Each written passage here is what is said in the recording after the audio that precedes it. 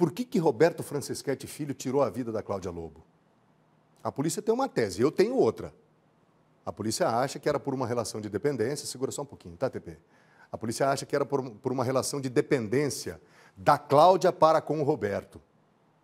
Para a polícia, a tese é essa. A Cláudia tinha uma relação de dependência, tipo uma dependência psicológica, uma submissão em relação ao Roberto. Só que aí eu conversei com tantas outras pessoas durante o andamento do caso e, na realidade, a coisa é completamente diferente. A Cláudia, ela tinha voz de comando. Não era ela com relação de dependência em relação ao Roberto, era ao contrário. Também não foi disputa de poder, ela não queria mandar mais do que o Roberto.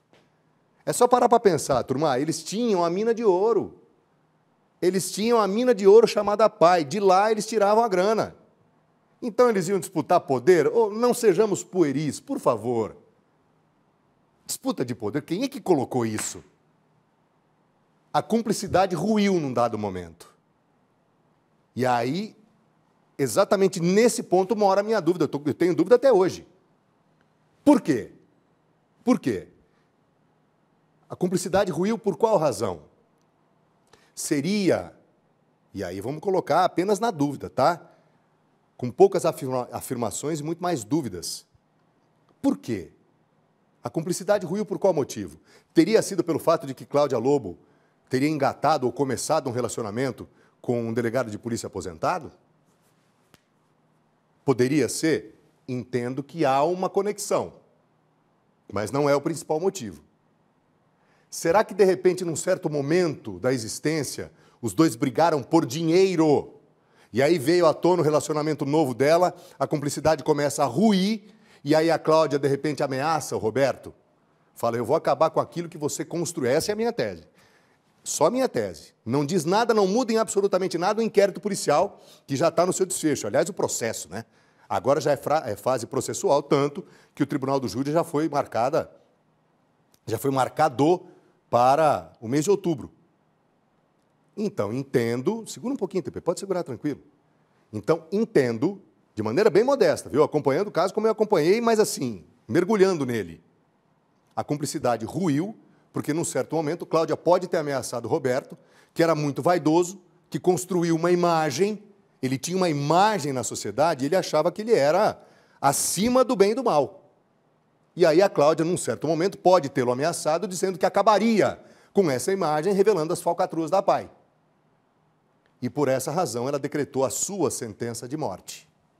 Então, essa é a minha modesta tese, de quem acompanhou o caso, entrando nele para poder contar. Pois bem, nesse caso especificamente, Roberto Franceschetti Filho e o Dilomar, que para mim vai ser absolvido, Dilomar ele vai acabar sendo absolvido, porque o Dilomar é uma das peças que o Roberto movimenta para cometer o assassinato. Então, a situação agora está assim, o Tribunal do Júri já foi marcado. E essa notícia que a gente traz agora, e é a grande novidade do caso, é a audiência, lembrando, hein, são dois casos, tem o assassinato e tem o caso A Pai Sangrada, que é o caso de corrupção. Então agora a novidade é nesse segundo caso, que foi do Secold, do Dr. Glaucio Stocco, baita de um delegado competente. Pois bem, a audiência do caso dos desvios, ela já tem data, são audiências de instrução ainda, tá? Não são as audiências do julgamento. Então, o juiz, o Jair Antônio Pena Júnior, designou os dias 7 e 24 de outubro, e aí nessas duas datas, duas sextas-feiras, serão realizadas essas audiências de instrução. O caso, então, como eu disse, duas sextas-feiras, a audiência vai ser no fórum aqui de Bauru, a partir das 9 da manhã, de forma presencial, tanto que o Roberto Franceschetti Filho, que hoje está preso numa unidade prisional lá em Guarulhos, na Grande São Paulo, ele deve comparecer. A presença dele foi requisitada. Além dele, serão ouvidos outros, olha isso, serão ouvidos os outros 12 réus. Vamos passar todo mundo? Vamos? Estamos com tempo, né? Vamos passar todo mundo? As pessoas que são réis hoje nesse processo. São eles o Roberto Franceschetti Filho, que você já viu, né? A Letícia da Rocha Prado Lobo, que é filha da Cláudia Lobo, a Ellen Rocha Lobo, que é irmã da Cláudia, o Renato Golino, Gisele Aparecida de Camargo Tavares, Diamantino Passos Campanhucci, que é casado com a Ellen, né? A Isabel Cristino dos Santos Albuquerque, que era funcionária da PAI, Pércio de Jesus Prado Júnior, Maria Lúcia Miranda, Felipe Figueiredo Simões Moraes, Fernando Sheridan Rocha Moreira, Gabriel Gomes da Rocha Rodrigues e Renato Tadeu de Campos. Ainda na audiência serão colhidas as provas, né, de testemunhas ou testemunhais. Serão colhidas novas provas, evidentemente, a audiência também é para isso. A base do processo são as apurações feitas por essa delegacia que investiga crimes do colarinho branco, chamada C-Code, e a ação que hoje é a titularidade dessa ação penal não é mais do C-Code, embora as investigações do C-Code continuem, viu? O C-Code continua investigando porque tem muita coisa. Mas hoje a ação, o titular da ação penal é o GAECO, que é o grupo de promotores que são responsáveis pelo combate ao crime organizado, para vocês terem uma ideia. Então, o C-Code ele pede a condenação de cada integrante pelos crimes, né, de peculato, lavagem de dinheiro e associação criminosa. Durante pelo menos de 2019 a 2024, vai 5 anos. De 2019 a 2024, há indícios muito robustos de desvios de recursos estaduais, federais e municipais. Inclusive recursos que foram arrecadados em eventos.